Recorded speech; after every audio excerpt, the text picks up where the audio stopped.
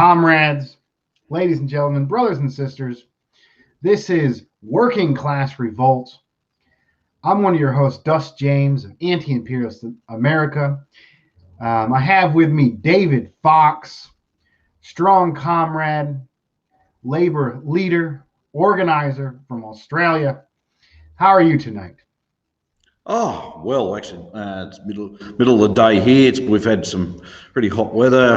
I'm as nearly red as a beetroot because I don't tan. I usually tend to heat up. We've had some particularly hot weather for the last few days. We're just coming into our summertime now here in Australia. Otherwise, I'm doing pretty well. It's been a very big week. A lot happens in a week around the world. So, yeah, and obviously I've been flat out busy with the union organising side of things. We've still got negotiations with another two companies at the moment. We're hoping to try and get something sorted by Christmas, but I'm going to be off in the month of January. But you never know. I think this probably could be a bit more prolonged the way these companies are behaving themselves at the moment. Right on. I did a live for I called Truthsgiving. This was in the U.S. It was a holiday of Thanksgiving. It's somewhat problematic. Throughout history, it's glorified the European settlers and glossed over the genocide of the indigenous people. And I did a bit on that, but I had that day off. I've been working the last 2 days. I've been feeling a little under the weather, and I am somewhat exhausted right now. I worked, good 12 hours a day. I guess we'll get right into it. Shout out to Space Communists. I just made it public on Facebook. If anyone wants to get a shout out, or if anybody on Facebook could help me test the system, that'd be great. You noticed you said you had an update from your struggle out there in Australia and the labor movement. Yep. Well, just to bring him up to speed, I'm involved in another union. It's interstate in New South Wales.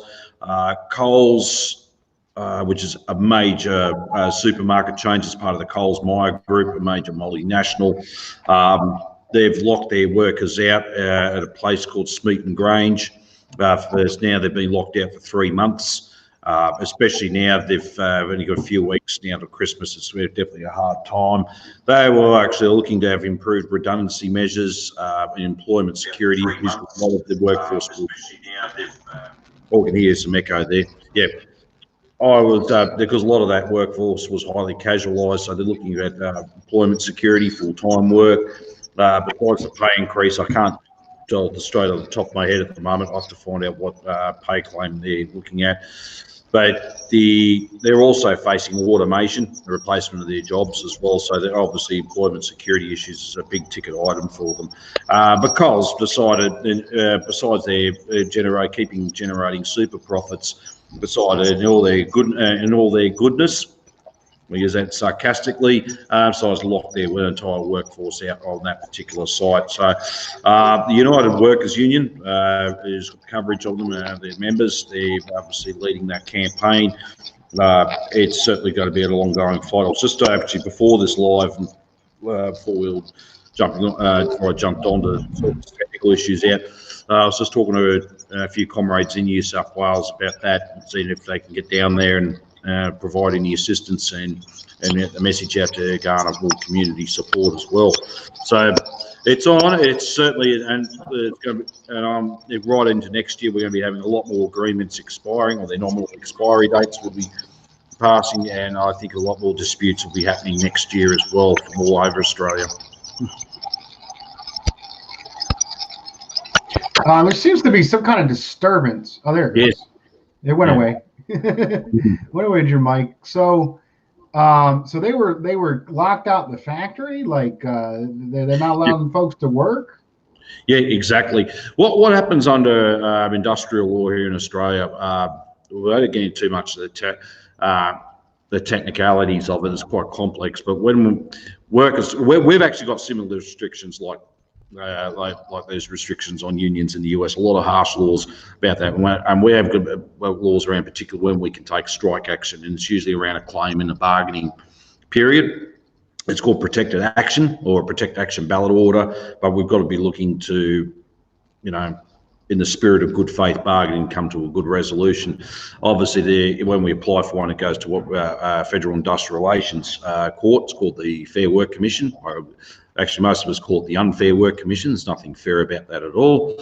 And if we've all ticked the boxes, then he will authorise it. Then it goes out through either the Australian Electoral Commission, out for a vote, to postal vote, and for people to vote up their protected action. And they've got obviously all these boxes to tick, what types of actions, from limitations bans to stoppages to strikes to indefinite strikes, etc. So that's how it works. But at the same time, if a ballot like that is voted up and the workers elect to take industrial action, regardless of what forms, the company, by right under law, has a right to lock its entire workforce out as well.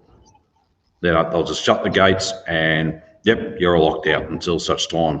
And what they're trying to do at the moment, I'm led to believe, Coles, it's not the actual supermarket itself, it's one of their warehouse distribution centres.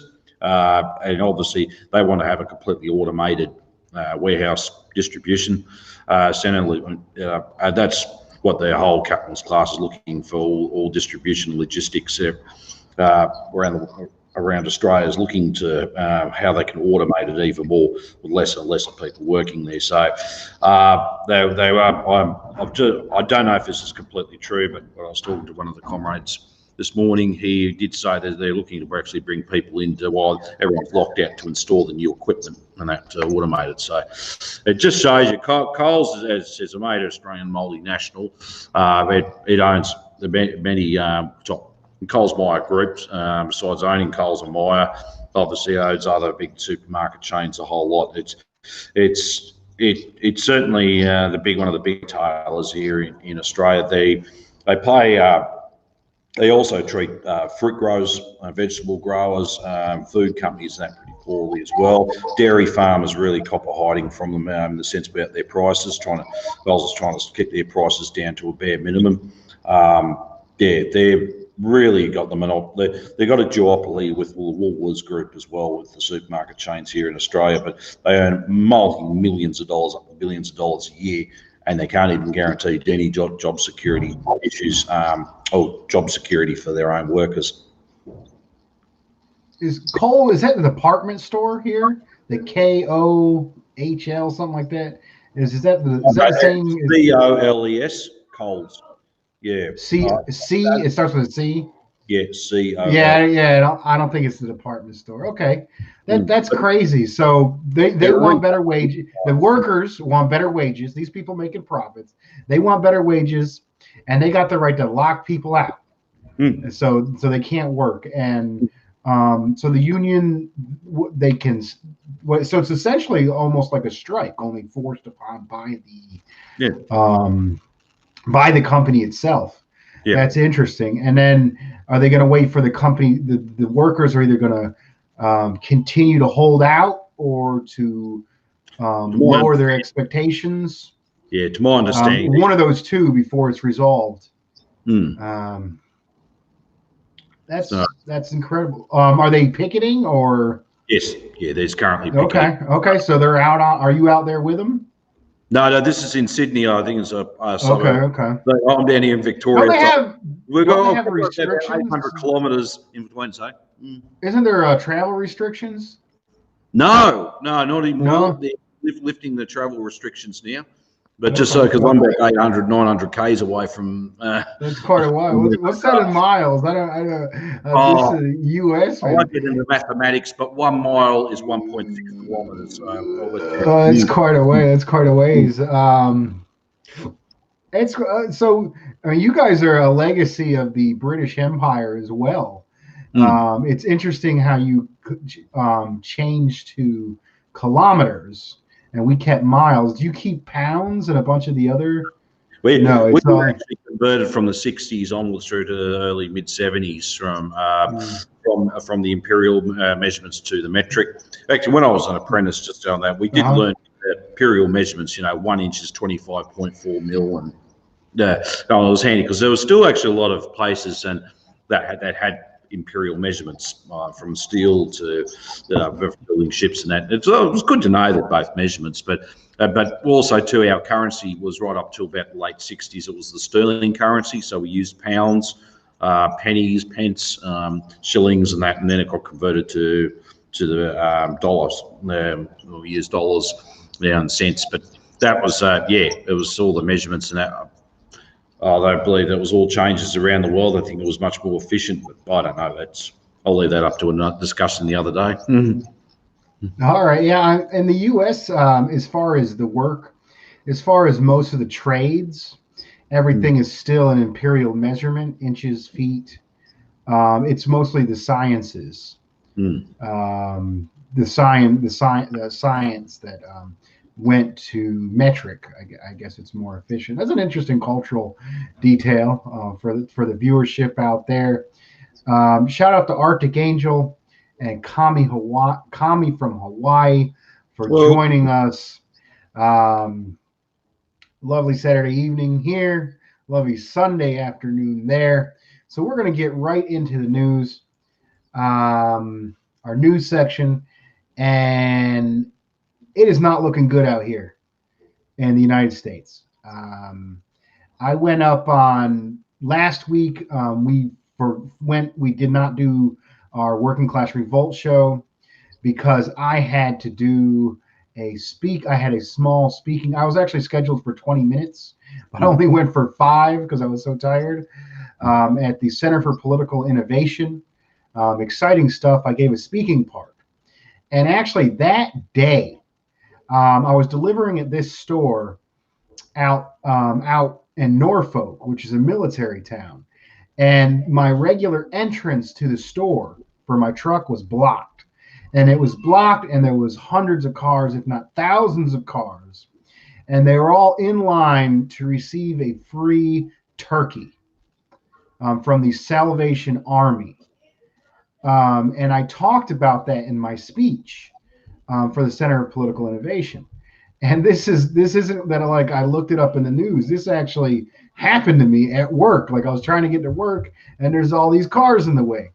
And then later on this week, I learned from Democracy Now! And some other bourgeois media sources, there was thousands.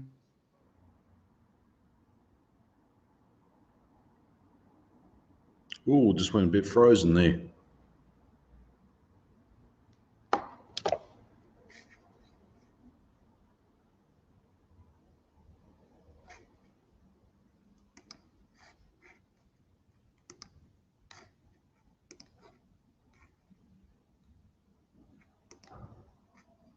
Hello, Dust.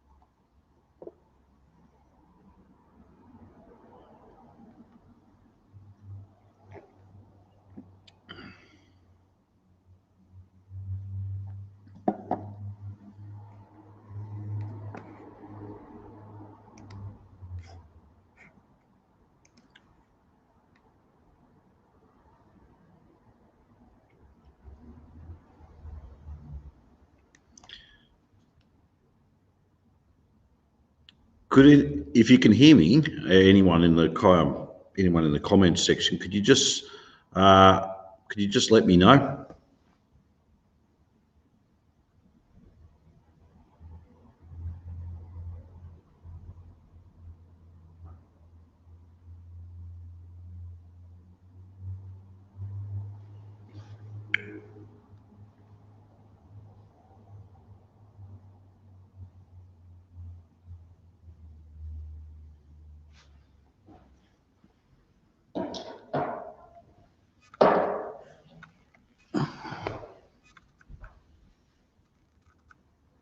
Okay, that's interesting. You can all hear me. I don't know what's happened there.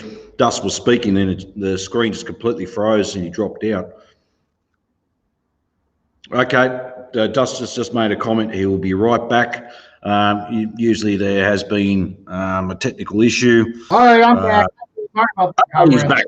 All right, did you keep filling them in? Did you guys have a lovely conversation? I wonder what was going on. So I went on to Facebook Messenger, then I went on to the chat. That I just thought, well, I could see myself moving via Facebook, so that's why I asked the comrades in the chat session if they can still hear me. Yeah, I guess there's more and more problems with my internet. Maybe it's peak use, people being home. Sorry about that, comrades. Hopefully more people will settling in. I believe I left off around last week. I gave a presentation at the Center for Political Innovation conference, and that morning at work, I noticed there was I was being blocked from getting into work because they were giving out turkeys. And then I looked on the news later that week, and it wasn't just where I was delivering. It was all over the country. People are without food. We got 30-40% of people that are needing food assistance. And a lot of those people never needed food assistance before. So there's issues with food here.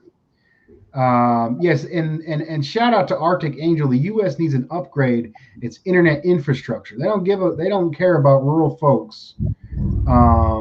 Internet, it's these. I pay crazy prices for internet that don't work half the time, and it's the Wild West out here. We have no federal structure.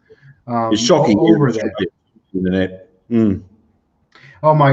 I got Chino Latino. Says my sign fell over. I guess, let me get that right quick. So while you do that, I'll just continue actually. While he's doing that, we correct your line again. Actually, the food issue as well. We've actually got whole working families here in Australia as well, lining up for food banks, and that is. We do have a working poor. There's got a whole people that needs. You have both partners, the mum and dad work.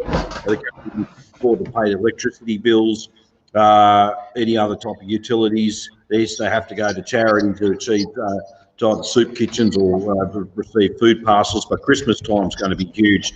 We're led to believe as well, because the amount of people who haven't been working and not able to afford anything. So I wouldn't be surprised on Christmas Day from churches to other charities will be completely packed out. And it won't be just like people who've generally been homeless, etc. This will be whole working families have been able to try to make ends meet. So it's certainly affected us here in Australia as well, the whole COVID-19, but it's been ongoing, the whole economic crisis of capitalism. It's certainly affecting a lot of working people.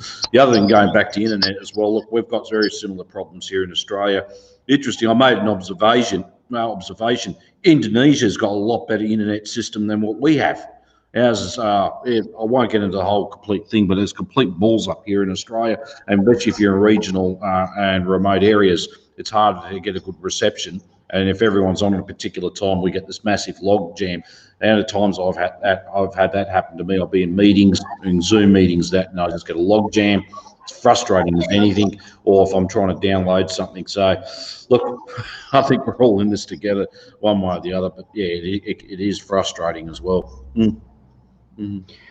Right. I mean, we got to look. At this as opportunity. I know the Communist Party USA was doing food drives.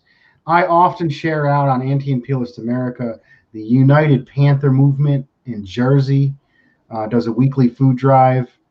You can donate to the United Panther movement, or you can donate to your local food shelter, or organize food drives at your local union or community group. It's a good idea. These are trying times, and that's to get in the COVID crisis. And there was a bit of shocking news. I actually worked in the chicken plant, the poultry processing plant. That was my first job when I turned 18, right out of high school. And it was the job that a lot of my neighbors. I lived in a trailer park with a friend, and the majority of people were immigrants, mostly undocumented from Guerrero, Oaxaca, southern Mexico, folks that came, after NAFTA passed. And chicken plants are these are the jobs that feed us. This is this is the food jobs are the basis of the entire economy. So if you look at the rate of exploitation of workers, raza workers, particular undocumented workers, how much they're being exploited for their company doesn't represent the full level of exploitation, because it is food that makes the rest of the economy possible. So the level, and that's oppressed nations. That's why we say super exploited. Now, there was a similar company out here. I actually got called Tyson up there in Iowa. It's a nationwide chain, and there's actually a Tyson in Sanford, North Carolina, and there's a lot of immigrant folks, Rasa folks that work there as well, and that's true across the industry. Black, brown, and poor folks, super exploited, producing the food in this country. Now, when COVID hit, and there was actually a labor struggle when I was in high school. What they were doing was they weren't allowing the workers to clock in till after they put their roads on. Their company provided roads. Turns out that it's illegal. They were stealing wages from people who already don't make enough to begin with. So there was some organizers going door to door in the trailer park, getting people to sign up for a class action lawsuit. And they won the class action lawsuit. And it didn't turn out to be a lot of money, but depending on how the number of years you were there, these organizers, I believe they wanted to get a union. PSL's been doing some work with the Party for Socialism Liberation, been doing some work and highlighting these issues, at least on their news source. But recently in Iowa, there was a grievous abuse of power and just the outright coldness of the capitalist class in the United States. The managers and executives organized a gambling pool on guessing what the number of workers that would be infected with COVID would be. That is absolutely disgusting. Super exploited workers, immigrant workers, undocumented workers being paid $9, $10 an hour with little or no benefits. And the company does not care if they got sick. Six people died at that company in question. The one where the managers were gambling to see how many people would get it. Thousands of people hundreds of people in a relatively mid-sized plant got COVID. 6 people died, and it came up in the lawsuit. And the people at the plant were surprised, but I mean, this got on Democracy Now!, and people are outraged, and you should be outraged. If you're not outraged, you're not paying attention. It's so obvious, the amount of racism, classism. These people are our enemies, and they're killing us. And it's only through fight back. It's only through struggle, dare to struggle, dare to win, that we have any say or rights or any way to be able to change these horrible conditions. Any response to that? Yeah, well, look, in the meat processing and chicken poultry, that COVID-19 cases, the same here in Australia, it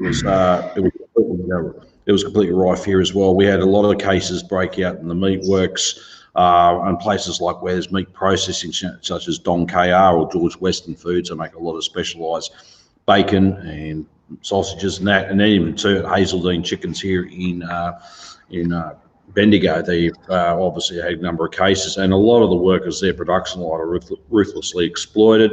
They're bussed up from Melbourne, so they're doing a lot. They're actually up for long days. Their pay is just completely small, and they've got to work in a cold, wet environment such as chicken poultry.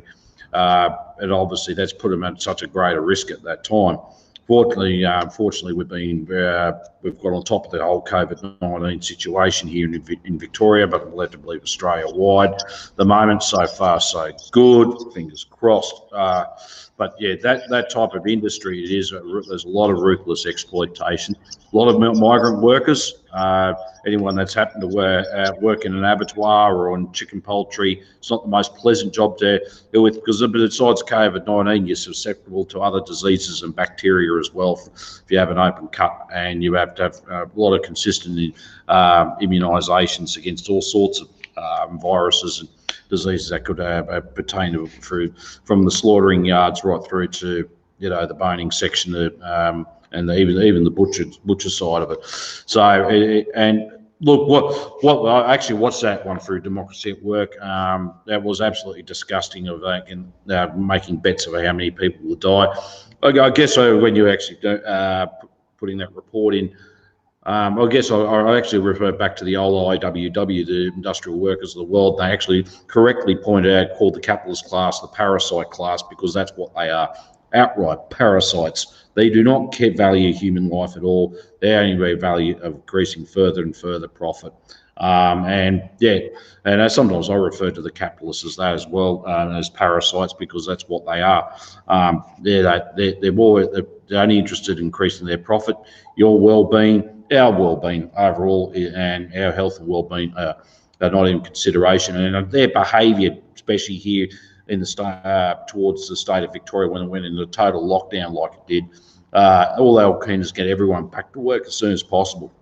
Instead of, no, sorry, but our health and well-being comes first this time around. So at least there was something the state government did do right there. So look, we need to actually do this first before we even think about getting people back to work. So it's just, it was actual disgraceful behaviour. Personally, I won't say it on these live things, but there'll be a number of things I'd like to do to the parasites, that's for sure, but I won't say them here today. Yeah, right. And this the history of the meatpacking industry in the United States. There's a good book from a socialist author, Upton Sinclair, and it was immigrants from Eastern Europe that were working in the meat facilities in Chicago, and that was largely unionized. And then they moved it from the then unionized Chicago area down into the South and the other areas of the country, the West. And the place I worked at moved some of them down to Mexico. But I mean, and I actually got to visit the yards, the famous meatpacking industry in Chicago, where the book The Jungle by Upton Sinclair was set. And it's largely an immigrant neighborhood. There's these beautiful murals, Aztec inspired, and bright colored, the great muralist movement in Mexico, from communist Mexican painters like my favorite, David Alfredo Siqueiros, was a communist, and some beautiful murals that I got to drive by, because I drive trucks. But in a history here of this isn't a new thing. The struggle of working people and immigrants against exploitation. It's a continuing, ongoing struggle. Let's see. Next, for news events, you want to give us an update on the trial on war crimes in Afghanistan? Certainly. I gave a discussion about this yesterday, my live chat, Working Class Australia. Just an update now. So far, 13 soldiers have been called into. Basically, we're going to have been stripped of their medals for a start. There's obviously been found out there's been 39 war crimes, possibly a lot more yet. There's a lot of stuff that's been undocumented, but it's interesting. It's just how many people are now coming out of the woodwork. One of the federal ministers, Andrew Hastie, who actually served in the SAS in Afghanistan, he came out and admitted that he was aware of all war crimes being committed, but which actually raises questions of why didn't he do anything about it then, even in his role as a minister or a member of parliament. It also, what's interesting, it's like the media is trying to focus on, and it's just typical of the bourgeois media. Well, the soldiers did this. Well, yes, but what about their commanding officers or COs, and what about the whole military machine, but also up into upper levels of government as well?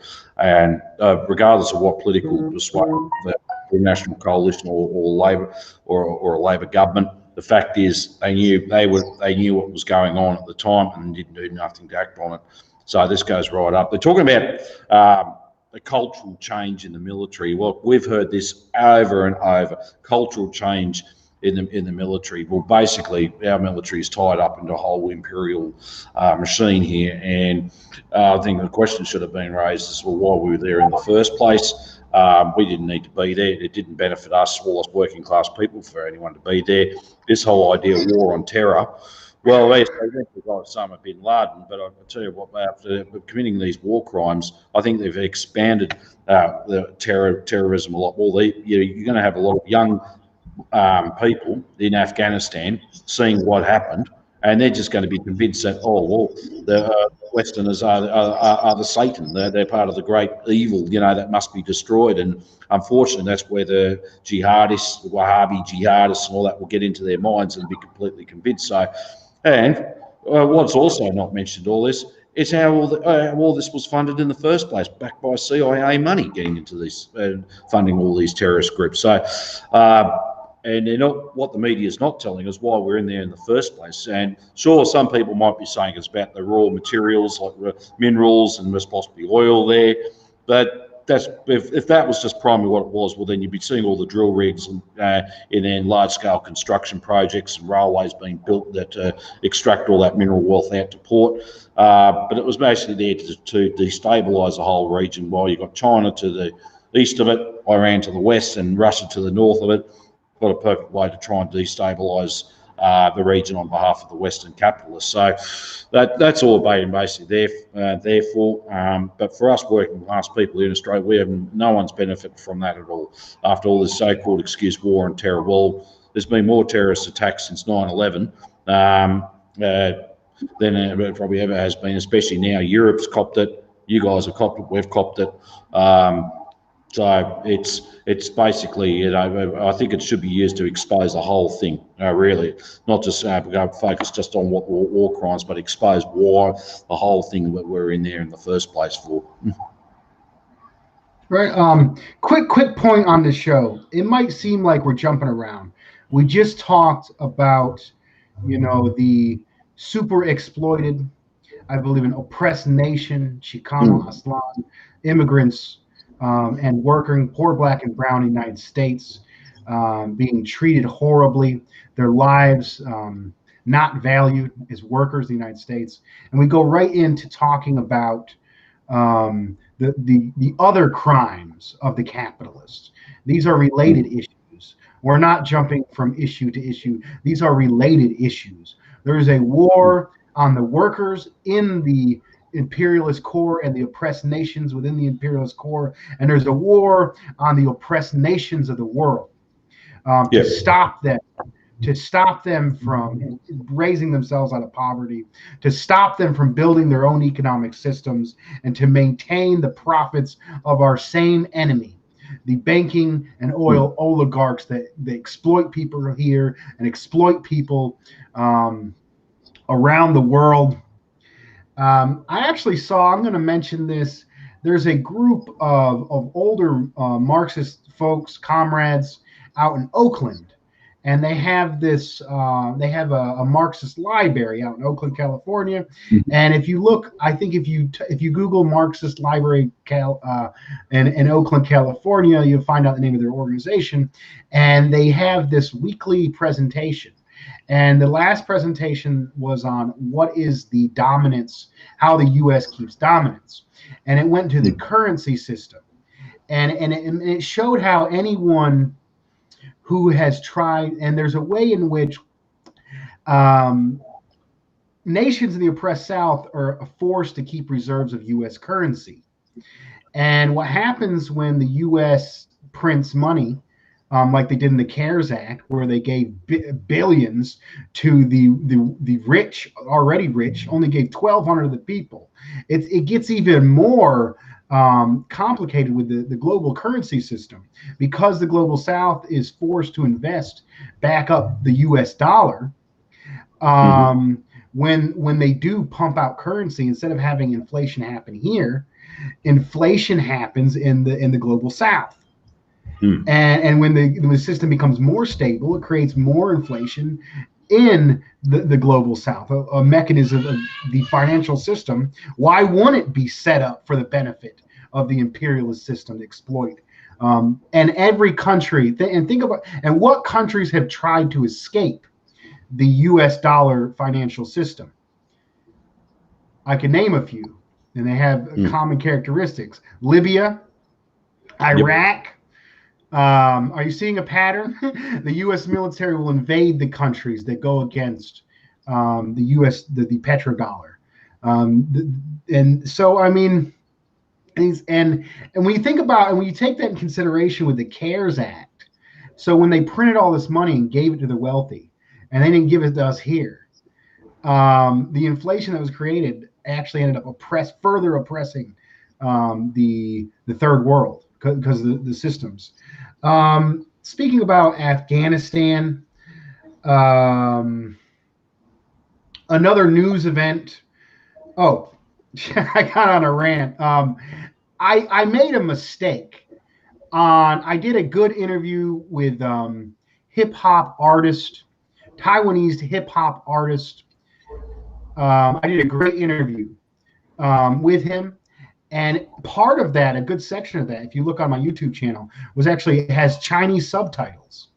And if you Mhm. have any Chinese speaking comrades, please share that widely. It's a good short section on imperialism, with Chinese subtitles. If you haven't caught that interview, go back and catch up on the interview. But I actually made a slight mistake during that interview. During that interview, I said it was a good thing that Trump was lowering the troop levels in Afghanistan. And this is good. He's lowering the troop levels. But if you look at the recent publication, the recent video from Empire Files, they noted that although he's lowering the troop levels to 2,500, which is still quite a force, they're actually raising the level of private contractors, and the privatization of the U.S. imperialist forces has been a continuing trend since the Obama administration. And the Mhm. private forces are known for being more brutal, more ruthless, and less likely to be accounted for. And I think this goes into David Fox talking about how there was war crimes investigated by Australian soldiers. Well, are they going to investigate the crimes of these raising numbers of contractors? Do they Mm. have the ability to investigate the war crimes of these private contractors? Um, so the violence and the oppression is going to continue, and they will control the legal system, they control the currency system.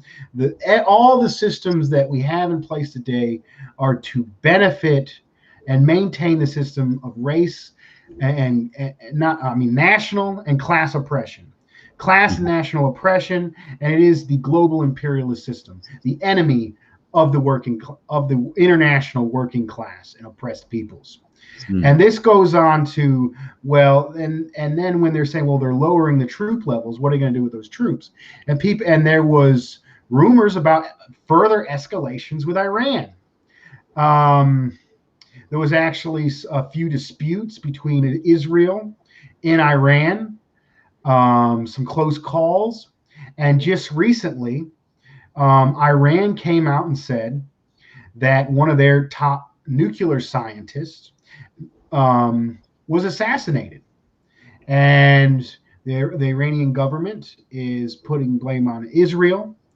And this is unprecedented. Usually, if Iran isn't able to respond, they don't even blame anybody. They don't talk about it. They responded that it was Israel. You know, Israel is just a beachhead for U.S. imperialism in the Middle East. And it's interesting that one of the bourgeois media sources here in the U.S. said the scientist that was killed was the head scientist of the nuclear weapons program. Iran does not have a nuclear weapons program. Iran was in part of the deal with the United States to lower the sanctions, in which they weren't allowed to develop a weapons program. I mean, it's their national right to do so if they wanted, and maybe they wouldn't be attacked as much. If you look at North Korea, I mean, we're anti-imperialist, we're working class, we're anti-imperialist. Iran, as a working class person, aligned with the Popular Front or the United Front against our enemies, having strong anti-imperialist allies, Iran is not an enemy of the U.S. working class, the Australian working class. It is these capitalists. Any response to these events? Well, I mean, it's obviously it certainly is it's causing further and further upheaval there in the Middle East, and especially for Iran. And obviously, what we're seeing here now is a further escalation. There was some talk in our media here. It's just Trump having his final goes before he leaves office. I think it's a lot more complex than just Trump trying to have a swinger towards Iran. And it's actually an interesting point that actually you pointed out about that they call him the top nuclear scientist. Well, what nuclear industry did they have? They didn't have any, like quite correctly pointed out, and it was Iran that abided by those agreements or nuclear agreements as such over the years. It's the only country that's actually broken it was the US. And that's Iran's been doing everything right, ticking every box, but no, there's still to be demonised as well. So is it going to escalate further? Well, let's hope it doesn't. And some cool let's prevail. But look, hope's great, and it's always good to be hopeful. But look, well, I think we're watching this very closely. I think one of the important things here is in watching just yesterday, watching US Labor against war and racism. What they've actually clearly stated for the last years, no war on Iran. I think it's vitally important now that, if anything, is that for amongst the working class, the unions and other working class organisations, that we're not going to participate in any imperialist war against Iran. In fact, we're going to make it very hard for the imperialists to do such. And I think what we've got to be looking at as well. I was thinking about things through the other day. I was talking to a comrade on the phone about all these various wars we've been in the last 20 years, be it Iraq, Afghanistan, wherever else. And the reason why the imperialists have been doing it, because we haven't had a properly good, organised, strong working class to counteract it. And we do need to actually put that back on the agenda, so we can stop the imperialists from getting away with what they're doing, and we'll be able to hold up ships again. We can be able to hold up trains, and God knows what else we have to do to stop this in the first place. So it's probably a very good discussion. We don't have to have the complete discussion today, but for everyone watching and any future viewers who watch this, I think the discussion and talking about how we're going to organise against further ongoing imperialist war. Okay, I think we'll get into our main subject of today's show. If people look at the title, we're going to be talking about regional comprehensive economic partnership, the effects on Australian workers. If you want to go on with your short presentation. Well, for those of you overseas in other countries, just recently on I think it was the 15th of November, the Australian government signed on to the Giant Regional Comprehensive Economic Partnership trade deal. Now, what that is, it's an advancement. It was left over from the old Trans-Pacific Partnership, which the Trump administration practically tore up and walked away from. There's the countries involved: Australia, New Zealand, China, Japan, South Korea, and 10 other Asian countries. India walked out of negotiations last year because they were concerned of all dumping of dairy products onto their markets and other agricultural goods, which would decimate their industries as well. And look, I can't blame them for doing that. It's their people, obviously, their farmers and stuff they need to look after them as well. But this was all completed before the whole pandemic. Now, with these regional comprehensive economic partnership, along with all these other trade deals, free trade agreements, they're all done in secrecy. No one knows what's written in them. And this is a very big concern because a lot of previously out of experience, there's been laws in states that, if, say for an example, if a state government or a Commonwealth government stops, say, fracking in a particular area because of the environmental sensitivities, well, that fracking company under the free trade deals and under this could then sue your federal or state government accordingly for protecting the environment because it's stopping their profit margins. Well, a lot of free trade deals, all basically is allow further exploitation of workers in all the countries. Here in Australia, when these free trade deals were going in the 1990s, we saw a lot of industries shut shop, went overseas. Well, what the capitalists did was, first of all, set up the factories in their respective developing countries. Then they start to allow them to get into those markets, and then shut the Australian plants down, and then flood everything back with cheap goods. And it was interesting. You pointed this out the other day, where people going about cheap Chinese goods and all that. Well, it's not the Chinese, and I think we've got to understand they're paid to produce something. All right, at the end of the day, it's the multinationals and the governments on their behalf to signing these deals. And it's not just about national sovereignty.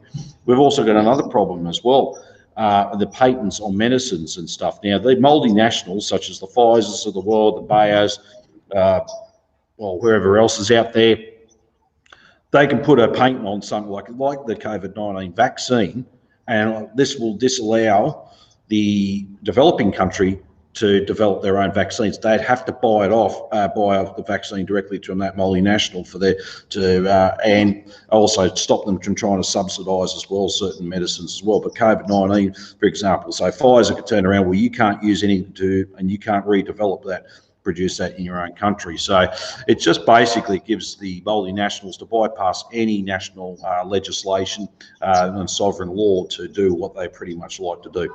And what they've also seen has happened under these free trade deals is the export of labour. We're talking about imperialism at the export of capital and of finance, but what about the export of labour? And what we've seen, especially here in Australia, a lot of people coming from developing countries under what we call the 457 visa program, or 417 visa, or 517 visa program.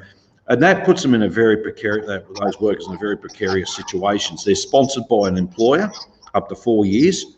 But for example, they can't claim Medicare at all, even though they're paying the taxes and everything else. They can't claim Medicare here, so they have to take out private health insurance. They have to pay through the roof for many other things, and also too, the employers, what they've been doing, they've been wanting to use these people, saying they can't get good skilled labour.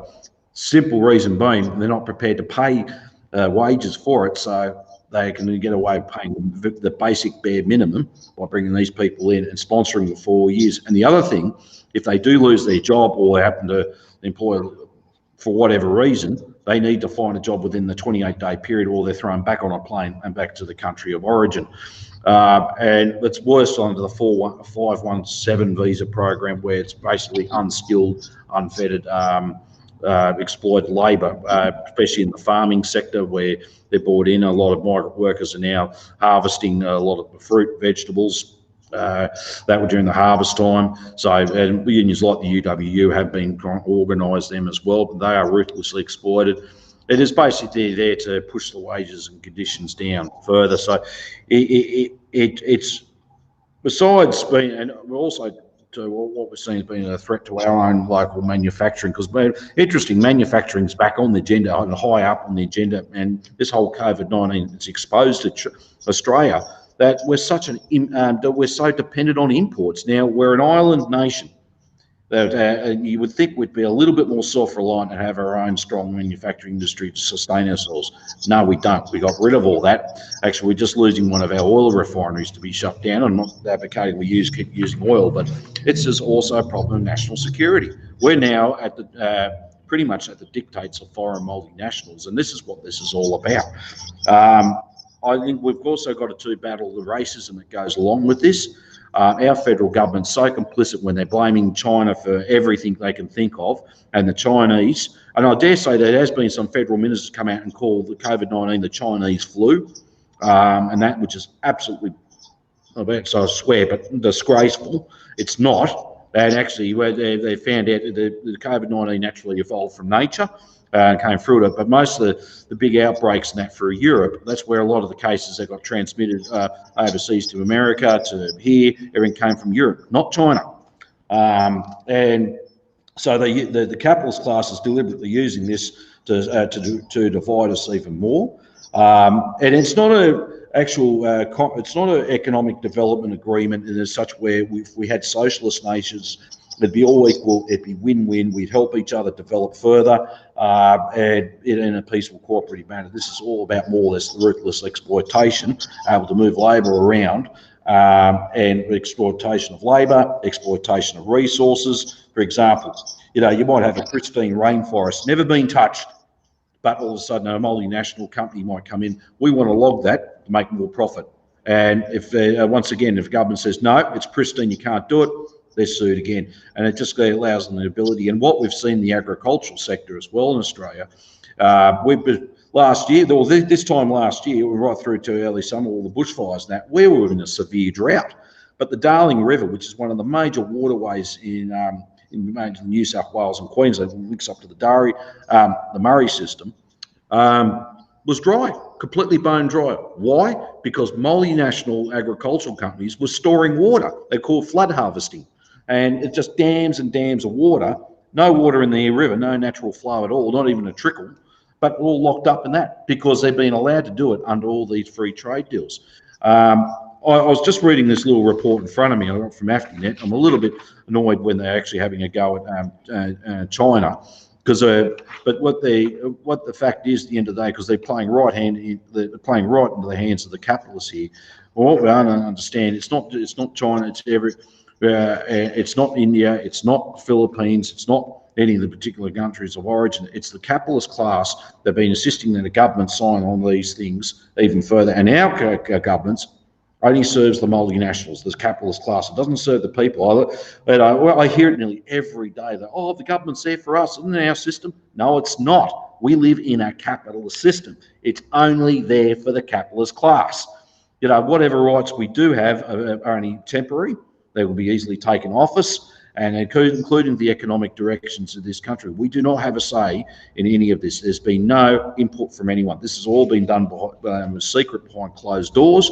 No one knows what's in it. Interesting. I know there was about 3 years ago. It was it was the Trans-Pacific Partnership. It was more than 3 years ago, probably about 5 years ago. Now, I'm not glorifying him by any means. He is a bit of a nutter, but Bob Catter, he is a federal member for North Queensland up there. I mean, he is a bit of a mad hatter, we call him, because he has this big wide brim hat. But he did raise a good point, and he had to go at the whole Commonwealth Parliament when the two major parties, Liberal National Coalition on one hand, which is more your conservative side, and the Labor Party on the other, which is your liberal bourgeoisie party, they were all told, and he asked a simple question: has anyone read any of these documents at all? Read it word to word. Absolute silence. I saw the video. He was just going right off and says, you're voting on something that is just going to completely wipe everything out of here in Australia. selling it out altogether. I mean, he's bought a nationalist in here, said, but he was spot on the mark there. No one's read it. Politicians don't read it. The major parties, when whoever forms government, but regardless if you're in opposition or in government, they just tell their members vote it. They don't actually tell them to read it. There's very few. It's pretty much the independents actually do get their staff to actually read through it to see what the problem is. So it is a concern. I mean, we've got a situation now, for example, like the New South Wales government, with the Premier of that state going up to the Newcastle Hunter region, which is a major industrial centre, telling workers up there that they're no good, they don't produce anything good, and we're going to import locomotives and trains from India. I mean, just how complete one, it's insulting, but two, just imagine what that's like. They don't care because they're all by these free trade agreements. And when they go about, well, we need free trade. Well, what's free trade? What is free trade? It's the unbridled movement of capital and labour and ruthless exploitation of the whole planet, allowing the multinationals, the capitalist class themselves, to literally go unfettered throughout the world for bypassing government legislation. It's crap. I mean, look, the capitalist system, it just says it doesn't matter what they're trying to do. Here, one thing they won't say, and obviously I don't know if they're even aware of it, they can try and do whatever they can with capitalism to keep it going, but they know it's dying. They know it's on the way out, and it's like trying to keep the lid on the pressure cooker. If that pressure's building up, and they're trying to find ways to keep the lid on, but it's not working, and just one day it's going to explode, boom, in their face. So that part of that, we need to always keep in mind. But going on, like reading through it, I mean, we're trying to deal with climate change, we're trying to deal with pandemics, trying to do everything else. These free trade agreements fly in the face of that, and it further hinders our ability to try and deal with all these issues as they arise. So I don't want to be spending too long. There's quite a lot of material in this so far, but once that comes to light, I mean, I'd like to see a major public uproar. I know that what the bit of a tragedy here in Australia was there was some people trying to organise opposition to the last Trans-Pacific Partnership as well. I was in Perth. I was living in Western Australia at that time, and we're lucky to get 2,000 people to a rally, which was disgraceful, but no one knew what they were really up against. And then when you had a federal politician come up and say, oh, well, we don't oppose free trade. We think it's a really good thing. And it's like, well, it just not only just caused anger amongst people, but it just comes to show you who runs the show. And it's certainly not the working class. It's who makes the decisions. Sorry, it's the rich man, the ruling class, the capitalist class, the imperialist class, or I love how the Wobblies put it once again, the parasite class. And I just thought, well, when I'm reading through some of that, it's not about win-win cooperation and everything else what China's actually trying to promote out there. This is all about, ripping the heart and soul out of and resources and raw materials and out of labour as well. Sorry about that. I was just about to go completely right off and explode. Right. Good presentation, comrade. I can see you put a lot of effort into that and study.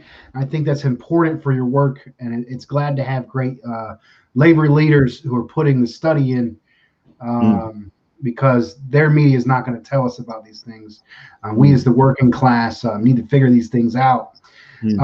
So, just to remind the viewers here, we're discussing the Regional Comprehensive Economic Partnership. An interesting thing about this is the U.S. was not a part of it, and that has a lot to do with Trump.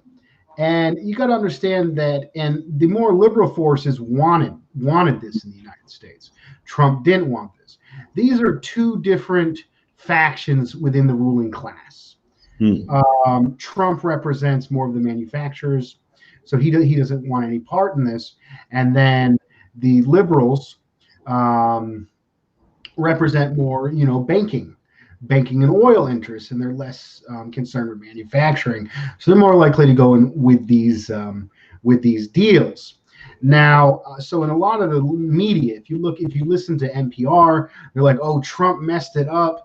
The U.S. needs to be a part of these deals. China is getting ahead of everyone. China's going to rule the world because Trump is being isolationist.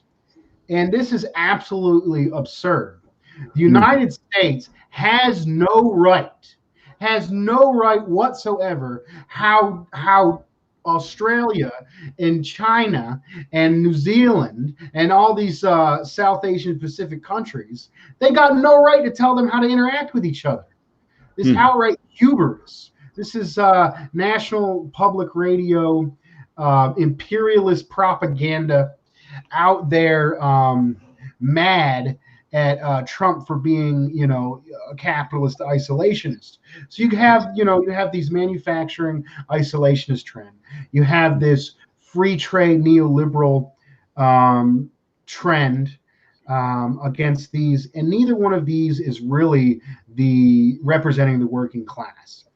I don't think isolationism is in our interest. No. I honestly think the way forward, I mean, things develop, society continues, globalization is here to stay. But is it going to be done in the interest of the capitalist, or is it going to be done in the interest of the working class? And I think we need to be able to organize, our labor, take state power, and it's the working class that needs to be having these negotiations. Workers need a seat at the table of how we deal with trade. That way, it's not the capitalists that decide for us how they're going to deal with trade. So you got the isolationist Trump forces, capitalists. You got the more imperialist neoliberal forces, and we need another way, which is what is best for the working class. And China is offering that with win-win trade, how they're interacting with trying to build up other countries, do things that benefit each other. And I think the way the world's going forward, I think what's going to happen is the world globalized. Countries are going to, it's basically a larger level of before people lived in little villages and all those villages were self-sustainable, which is good and it's necessary. You need that back up. But as the world globalized, people start to specialize in different stuff, which is good for everyone on a global scale if it's done for the working class. So my thing would be to emphasize and build trade that your country can do better than anybody else, and make sure that's unionized, make sure workers have a control in that, in particular industries that your country can do better than else, that they're willing to pay you and that industry can grow. I mean, and trade is a big deal. Here in the United States, NAFTA still looms large. And NAFTA basically impoverished all of southern Mexico. Huge humanitarian disaster. And then Bill Clinton put up fences. And this is the continued genocide of native peoples. It was native peoples. It was the ancestors of those who fought and won the Mexican Revolution. Those plots were people of indigenous ancestry were growing corn, were forced into poverty, forced the United States, and died in mass along the border. This is the consequences of international trade when the capitalists are in control. We need workers' power. We have to dare to struggle, dare to win, so we can control the world for our interests. That's well, there's a couple of nuances. I'm just looking through the comments. Interesting. The Australian Trade Union's president, Michelle O'Neill, said on the 13th of this month that this is one of the biggest trade deals in history, but the Morrison government doesn't know if it will create a single job in Australia.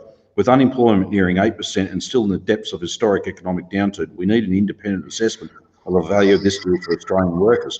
And he goes, furthermore, the Australian Trade Union movement supports expanding exports and trade deals that are fair. Despite government claims, past trade deals have delivered negligible benefits for the Australian economy and left Australian workers worse off.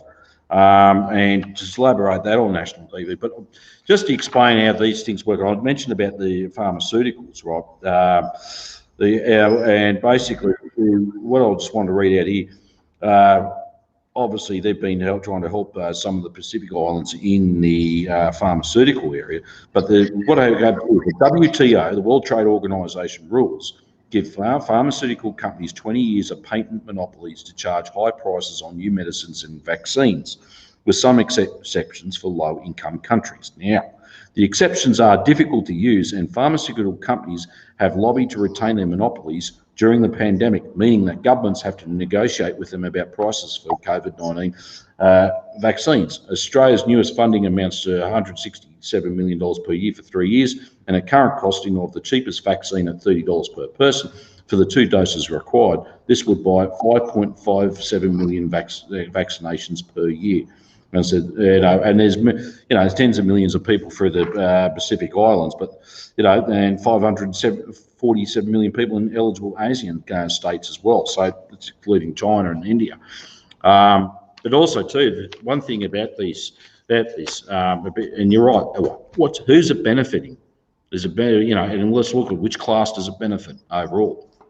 And it's certainly, one thing we've been through the experience here, free trade agreements have not benefited working class people at all. In fact, we've seen all our jobs go offshore.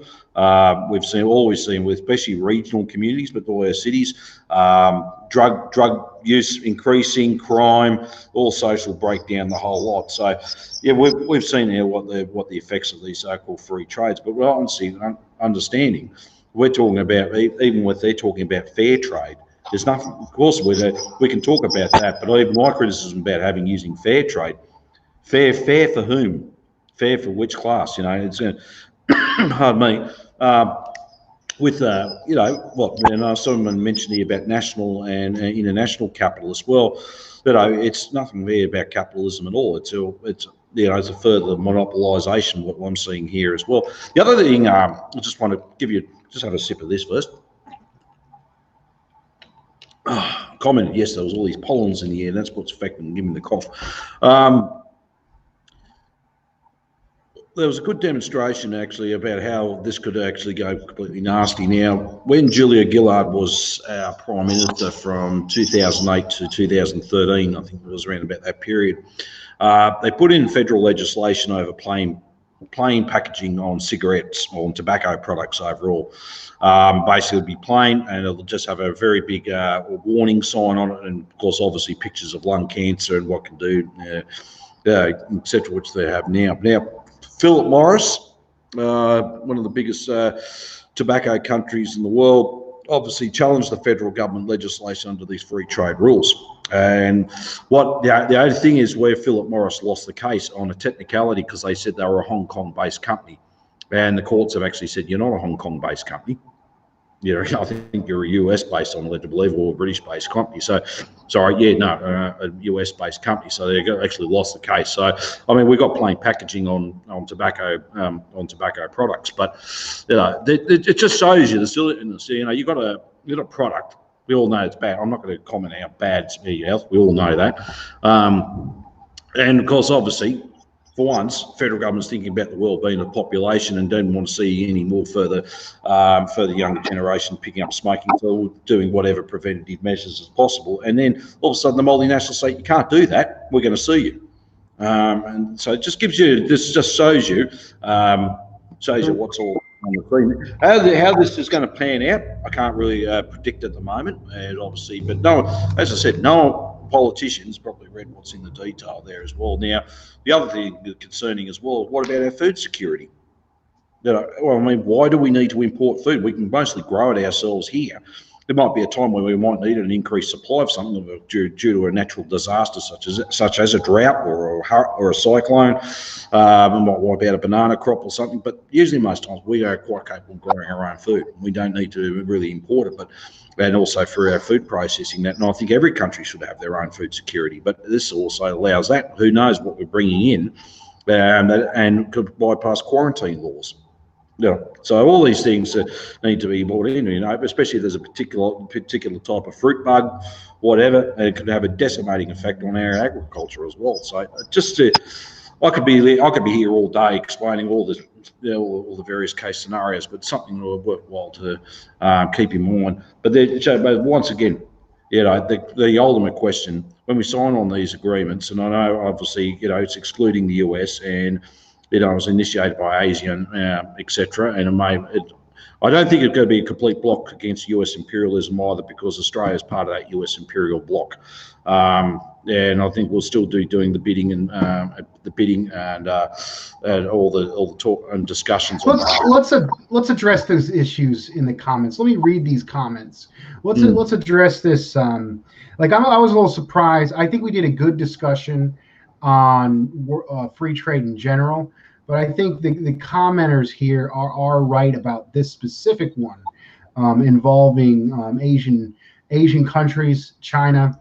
And I think you made a great point about the Australian is part of the imperialist bloc, and the current government is anti-China, is been anti-Chinese. I'll just read these comments.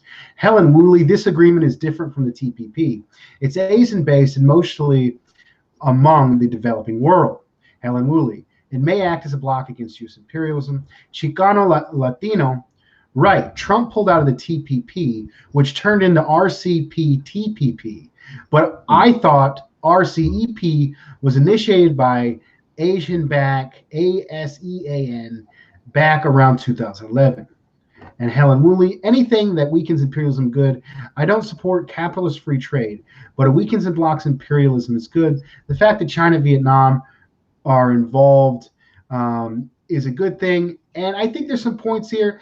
I think anti-imperialist countries should take full advantage of the ineptitudes of Donald Trump in the current time period, and the fact that these the countries, China and the other third world countries involved, hopefully they were able to put something in the trade reel that represented the oppressed, exploited people in those countries. But I mean, it's hard to tell. It's hard to tell when Australia's a part of it.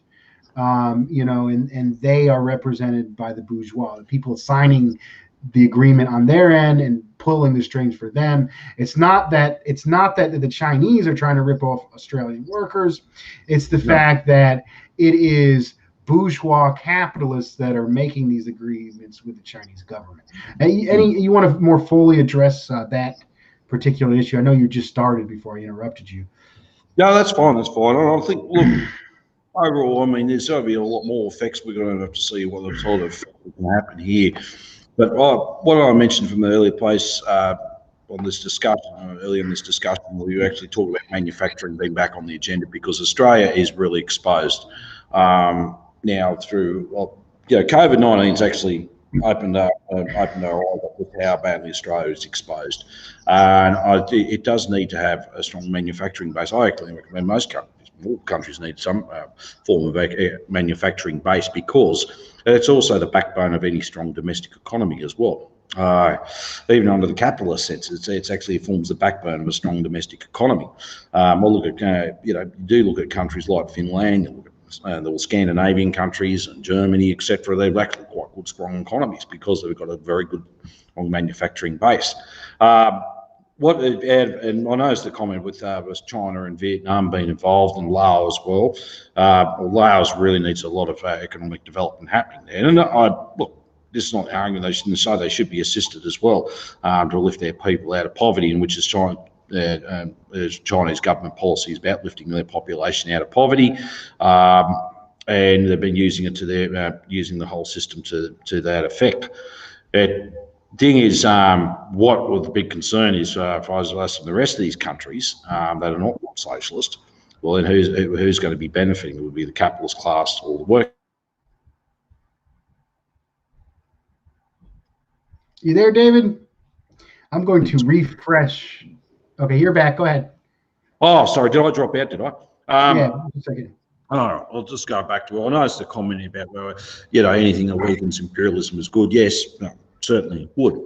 And I think for Australia's involvement in all this, how's it going to be weakening imperialism? I think we need to actually have a good look at ourselves here as well, because my big concern about this is everything's blaming China for everything at the moment. Like I stated earlier, even there's federal ministers and federal politicians blaming China, even when they disgustingly said it was the COVID-19 was the Chinese flu, China's the devil and all this. They're trying to hold everything from secret from us, which they weren't. And at the moment, relations with China are just getting worse at the moment. I don't know if those of you who are overseas, but you heard they've actually now put massive tariffs on wine, Australian wine, entering it, because they're accusing Australia of flooding their markets with wine as well. So I don't know how this is going to work out completely yet, but my main concern is what there's any other free trade agreement is the detriment of basic workers, not just here, but everywhere around the world. They're more ruthless exploitation and more power to the multinationals. I think actually, if we're talking about win-win cooperative, what China's trying to propose, well, I think we'd be having a different discussion about that if Australia was a socialist country, had a socialist system, not a capitalist, imperialist one.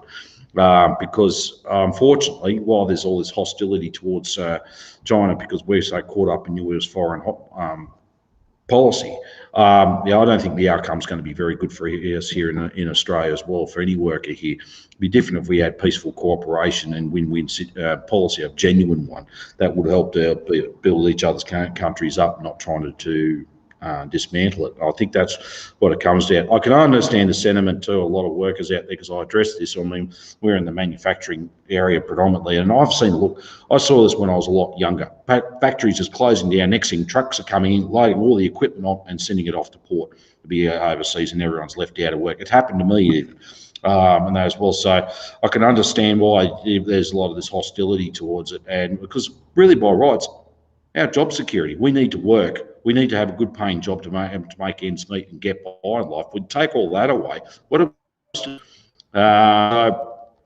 I think it's something will come about before people go, oh, this is a great thing and everything else. Well, hang on, the devil's in the detail with this, because as I said, if this has been done in secret, or if it's all negotiated and written in behind secret, it can actually come around and backfire on us magnificently as well. And even those countries that signed on to it.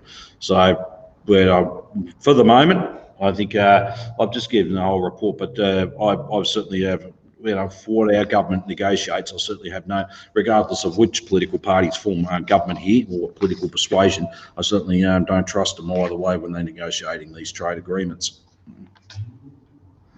I think what is going on in our comment section is really beautiful. The name of the show is Working Class Revolt. I'm a truck driver. I engage in politics. My comrade David Fox is a labor organizer, putting in the groundwork every day. We're grappling with these issues to understand these issues, just like everyone should be doing in the lunchroom, with their families, with their contacts, with your working class friends. Politics is not the realm of the bourgeois, imperialist propagandists, and politicians. It should be discussed and understood by the working class. And that is what me and Comrade David are trying to do here. Maybe we might miss a few things here or there, but that is what we need to do. It needs to be attempted, it needs to be tried. And that was a great presentation. You put a lot of work into that. And also the comment section. We got people from Los Angeles. We got people from Australia. We got people from Europe discussing with each other on an international basis, discuss and understand these issues. And the fuller the conversation, the more ideas, the more understanding, the better. Which gets into our final part of the show. I know we're running a little bit long. We're 79 minutes in. We had a little bit of a technical disturbance. We're going to get into our more practical part of the show, and that is how to discuss politics with our fellow workers. And this week, we got David Fox is in the hot seat. It hurts. It burns. My door open. Oh, my son is. Hey, let me put my son out. My son somehow opened the door. I'll be right back.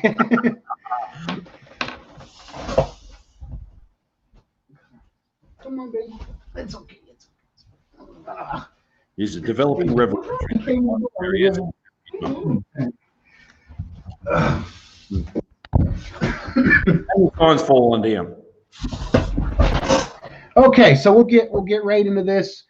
This is our workshop on how to talk to fellow workers and how to answer commonly asked questions. Comrade David Fox is in the hot seat. Okay, here we go. Hey, hey, David. I noticed that you were talking shit about our country. You're saying our country should be easy on Iran. Don't you know they're a bunch of terrorists? Don't you know Iran is a country full of terrorists? Well, I'd have to say, no, they're not a country of terrorists. Actually, Iran's been one of the leading countries there in the Middle East, actually combating terrorism, such as combating ISIS, Al Qaeda. They certainly had no time for that. They've actually been fighting it on their borders, with their border with Afghanistan. They've had terrorist attacks happen there too, Al Qaeda attacks on their border there, on their eastern border. But also they've been playing a very big positive role there in Syria too, removing ISIS and right through that whole region. And giving the support there to back, because most of the terrorism, actually pretty much all of it, besides being CIA backed and funded, is also Saudi backed. It's mainly the Wahhabi jihadi type of terrorist that's backed fully by Saudi Arabia and by other rather regimes, and also with the blessing of the CIA and Israel too. Right on. So on that one specifically, I think you got to get in the history of Iran. Iran was run by a dictatorial Shah, who was there solely to suppress the people and to extort the profits from the oil. And a lot of the leftist forces were brutally crushed. It was an anti-communist dictator, the Shah. So he suppressed the communists and the left. The only thing that was allowed to really exist in the country was the more religious folks in the rural areas. So when things fell down and the power of the imperialists fell apart, it was the Islamic Revolution that took power, and not a socialist or a communist. But if you look at what the Islamic Revolution has done in Iran, I get a lot of flack from fellow communists, but I agree with Comrade Caleb Maupin in the fact that the Islamic Revolution was a popular revolution that had power. Populist power from mostly the rural, impoverished people of Iran, and now the Islamic Revolution, which they call Islam, not capitalism, is firmly in control over the economy. And they have dictated the economy in a way that has lifted millions of rural Iranians out of poverty in their country. And they've had huge accomplishments. And if you look at the basis of the basic understanding of not what they call themselves, not they do this or they do that, or I heard this on the CIA propaganda, international solidarity. When a worker is lifted out of poverty, that is a victory for the entire international working class. Same with China. When China lifts millions of people out of poverty, it is a victory for the international working class. That's one less place for our jobs to go to. That's one less place where refugees are going to be pushed to come into the country. People lifting themselves out of the gutter, building their interest. And the reason why Iran is an enemy of the capitalists, not us, is because they are a competing oil company. And our country is owned by the oil companies. And they want to smash Iran so they get rid of their competition. And if they smash Iran, they're smashing fellow workers, and they're smashing us. An attack on the Iranian people is an attack on the U.S. working class, an attack on all workers. Solidarity with our Iranian brothers and sisters, and solidarity with their anti-imperialist government. Yep. All right. We'll get into the next one. Okay. All right. I'm gonna change up into a regular right-wing worker. Actually, I'm going to be a rad lib for a second. Radical liberal for a second. You're one of those. Okay. All right. So So David Fox. Okay, so I hear you're dishing the liberal parties. The liberal parties support gay rights. The liberal parties support women's rights.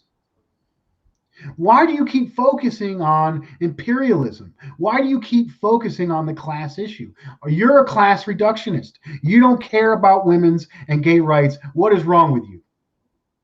Well, the fact is, when you put that out, we actually see things from a class point of view, because that's what we are primarily. I see what's primary, not what's secondary issues. The fact is, the fight for women's rights have been happening over the last, say, 100 years or so. That's been part of an ongoing class struggle in the working class, and that's where actually women's rights started out in the movement. The women's movement started off the working class women, not from middle class, upper middle class people at all. And the struggle against imperialism, well, people will say like, well, I want for gay rights, but I'm anti-imperialist. Well, they don't understand what imperialism is. Understand it's the highest form of capitalism, and to struggle against imperialism is the highest form of class struggle.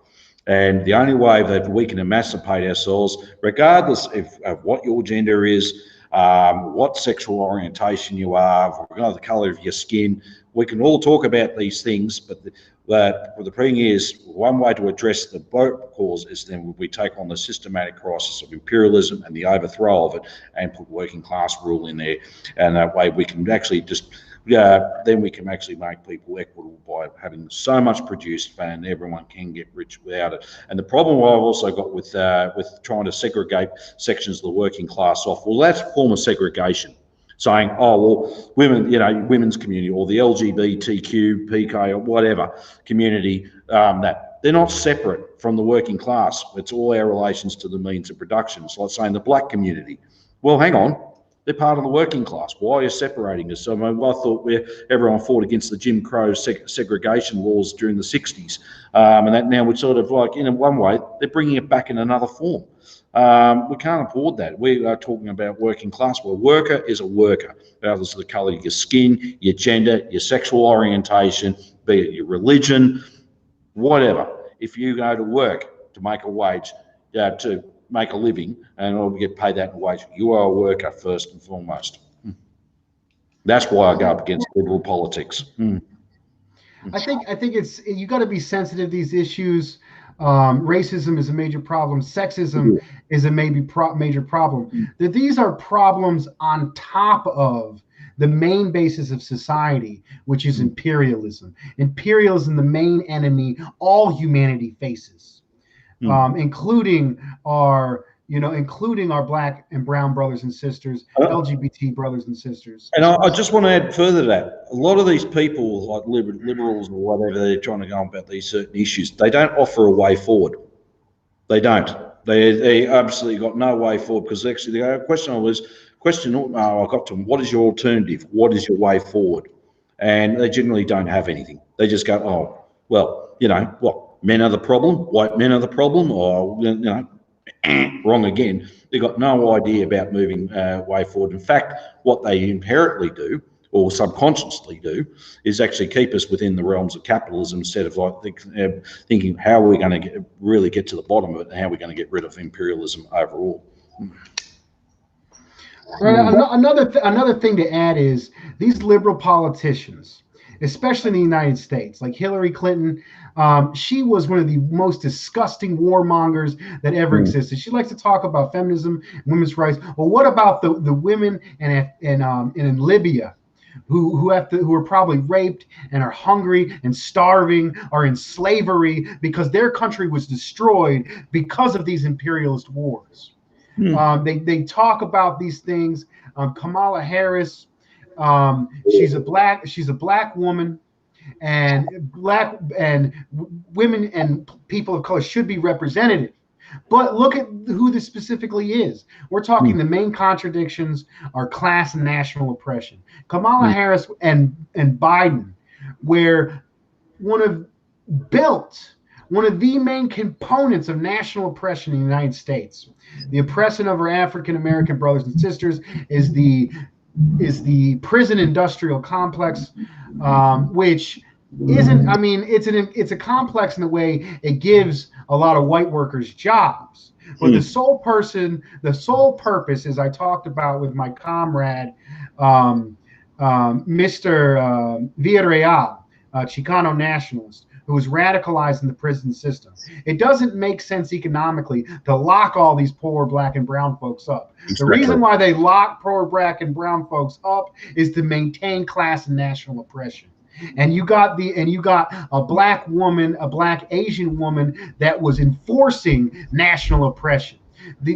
What we need to do is end national oppression, end imperialism. And that takes a broad coalition, and that takes working with people that maybe don't sound as good as these absolute evil imperialist liberals, but getting into the working class community.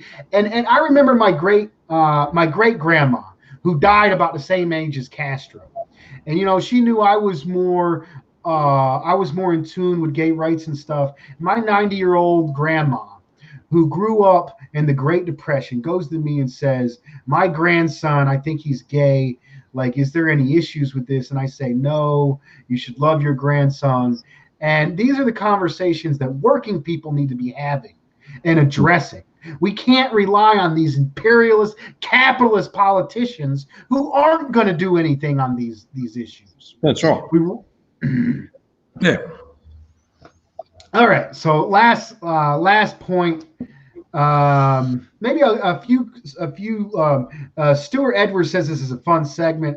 Alex, shout out to Alex Suarez, embassy protector. Imperialism is internal and external. And Chino Latino. This is great discussion. I'm new to ML. This is what I hoped liberals Dems would talk about, but they're not. You got to come right here to the store. It's a working class revolt. Every Friday. So this last one, we're going to try to end it on a good note.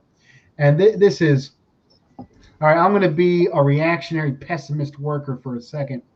David Fox, why do you even try? You know you're never going to change anything. This is the way it's always been. This is the way it always will be. You should just stop while you're ahead. Well, first of all, to answer that question, things have always been like this. Wrong again, because capitalism has only been with us for a lot since the 1700s and really took off with the formation of the steam locomotive or the steam boiler through the Industrial Revolution. So it has only been with us for a very short time in the whole human history, ever since humans first walked this earth. And the fact is, it's not the individual that changes, it's the masses make changes. And the thing is, everything is ongoing, everything's in a constant state of change. People actually come to their own conclusions. As material conditions change, their ideas and their thinking changes as well. No, it hasn't ever always been like this. And the fact is, it was a time actually, we once lived under kings and queens under a feudal system. There was one time actually our ancient forebears lived under a slave system and so on. The fact is, no, it's never been like this. And if we keep continuing, and people, we had that attitude. If it was always going to be, it was always going to be like this. The fact is, that is way just conceding defeat and giving up at the end of the day to be further ruthlessly exploited. But everything's changing, and it's and especially this year has proven very very loud and clear to everybody. Things have been moving very fast this year. A lot of things have been changed. You had Black Lives Matters protests all over the US. You had the occupation zone there, I think I believed in Seattle, which unfortunately didn't develop into a higher level of struggle there. It fizzled out for many reasons. But the fact is, at the end of the day, people do struggle. Classes, why we've still got a class-based society, classes will struggle against each other. And so to just say that my work is futile, incorrect. It does take a lot. As Lenin said one thing, struggle is a long and tedious one. And the fact is, it requires a lot of persistence and a lot of patience as well at the same time. Do I see things happening straight away? No, not necessarily. But that's what we've got to be doing. So, no, I try to refute that even what I'm doing now is futile. No, because the message is getting out there one way. That might get out to a few people, but it might get out to 100 people. But sooner or later, people have got to come to realise you can't kill an idea. Once it's there, it's there. And obviously people are going to wake up, well, we just cannot keep continuing existing like this anymore. We have to make radical change. I think I like to look at slavery was legal in the United States. Yes. And it took a revolution to end it, which was the Civil War. Future generations will look back on capitalism, imperialism, the way we look at slavery today. A better world is possible. Yep.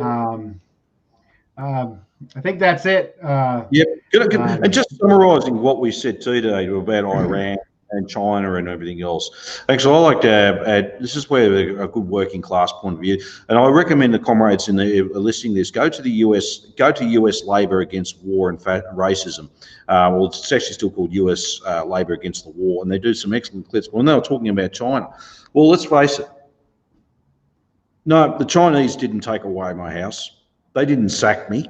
They didn't make me unemployed, sacked me and made me unemployed. They didn't create destitution. They haven't declared war on us. They haven't caused all the problems we're facing in our respective countries. None of the Chinese did that. And it goes with the Iranians. Well, no Iranian sacked me. No Iranian took a house off me. No Iranian ripped me off. He didn't make me unemployed and increase my poverty and anything else. So that's another way to also battle with them as well. But the question will be, what have they actually ever done to us working class people to warrant such hatred? And that's and when you actually put that question to many people out there, and the answer to that, we all know, is zero. They have done nothing whatsoever. It's our capitalist class that's whipping up all this hatred and causing us division. So we do need to, workers of all countries, unite. Right on. Dare to struggle, dare to win. All the power of the people. All right. Thank you, comrades. Thank you. Bye.